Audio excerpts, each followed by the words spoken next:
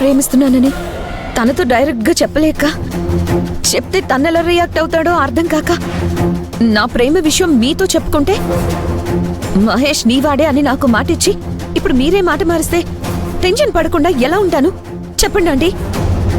ఏడవకుండా నేను చెప్పేది పూర్తిగా వింటే నేనెందుకలా అన్నానో నీకు అర్థం అవుతుంది. ఆనంది మీదున్న పిచ్చి ప్రేమలో వార్డెన్ చెప్పే మాయ మాటల్లో పడి తల్లిని నా మాట కూడా వినకుండా ఇంట్లో నుంచి వెళ్ళిపోయాడు. వాడిని తిరిగి నా వైపుకు తిప్పుకోవాలంటే నేను ఏదో ఒకటి చేసి తీరాలనిపించింది. అందుకని ఆనందిని కోడలు చేసుకుంటాననే మాట అంటారా?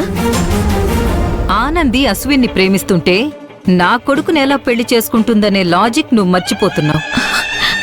అసలు మీరు చెప్పేది ఏది నాకు అర్థం కావట్లేదండి. ఇందులో అర్థం కాకపోవడానికి ఏముంది? ఆనంది అశ్విన్లు ప్రేమించుకుంటున్న విషయం మహేష్ తెలుసుకునేలా చెయ్యాలి. కానీ దానికంత డ్రామా ఎందుకు ఆంటీ? వాళ్ళు ప్రేమలో ఉన్న మ్యాటర్ మహేష్కి చెప్పేయచ్చుగా.